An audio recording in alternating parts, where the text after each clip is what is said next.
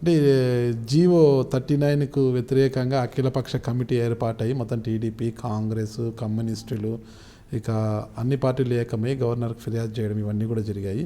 అదేవిధంగా నల్గొండ ఉప ఎన్నికలు వస్తే మాత్రము అఖిలపక్ష అంటే ఉమ్మడి అఖిలపక్ష ఏకాభిప్రాయంతో ఏకైక నాయకుడిని అంటే మీ అన్నగారైన రేవంత్ రెడ్డి గారిని ఎంపీ అభ్యర్థిగా బరిలోకి దింపే అవకాశం ఉంది అంటున్నారు.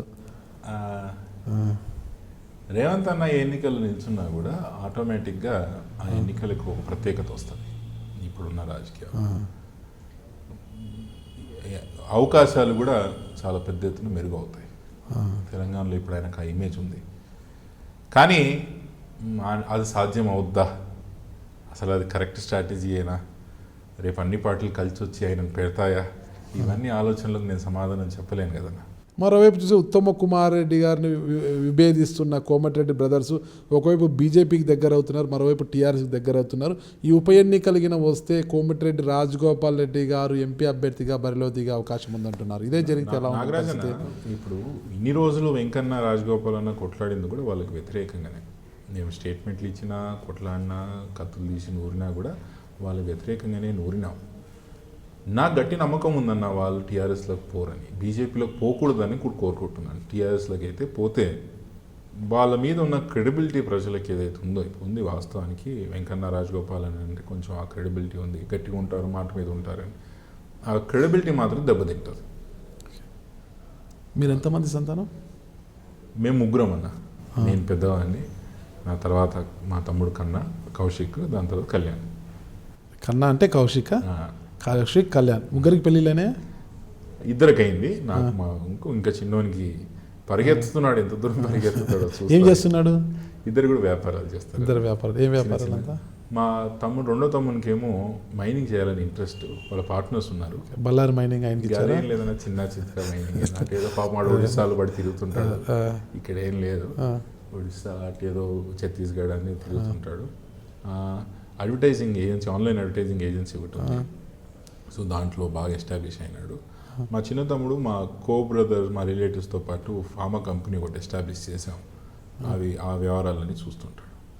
మీ రెండో తమ్ముడు కౌశిక్, కన్నా, అదే కన్నా అలియాస్ కౌశిక్.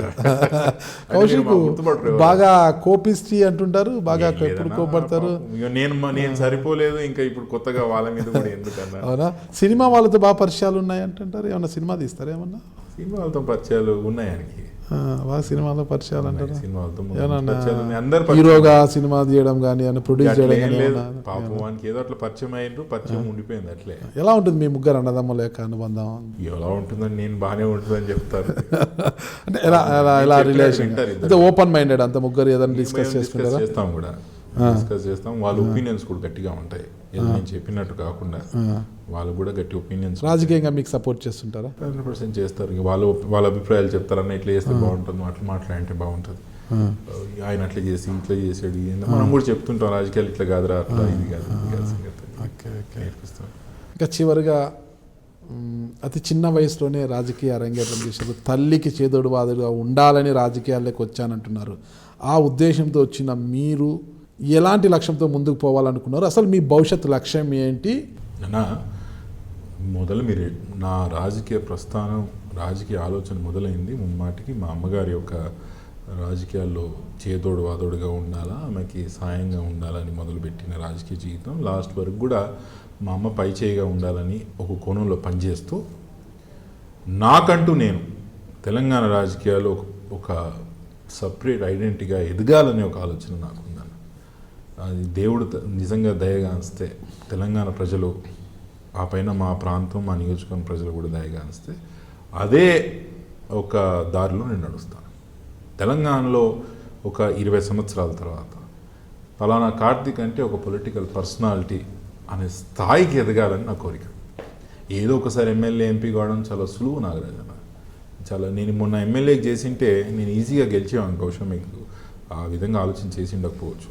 నేను ఎమ్మెల్యేకి చేసింటే మొన్న చాలా సులువుగా గెలిచేవాడిని. కానీ పార్లమెంట్కి చేయాలని కోరిక ఎందుకంటే, నా వంతు నేను ఏందని నిరూపించుకోవాలో, పార్లమెంట్లో నాకు మాట్లాడే అవకాశం దక్కాలా, నేను బాగా మాట్లాడగలుగుతాను అనే ఒక నాకు నమ్మకం ఉంది కాబట్టే పార్లమెంట్ చేసే ప్రయత్నం చేశాను.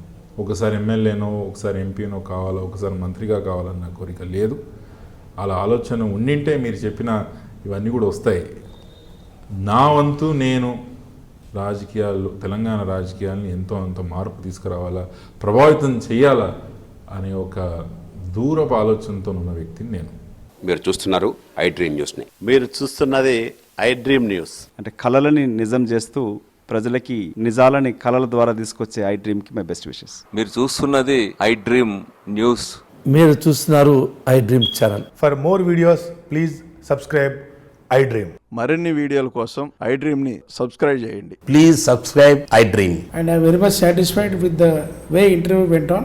Kindly subscribe to I Dream. For more videos, subscribe to iDream. And loads of fun entertainment and content. Do watch I Dream.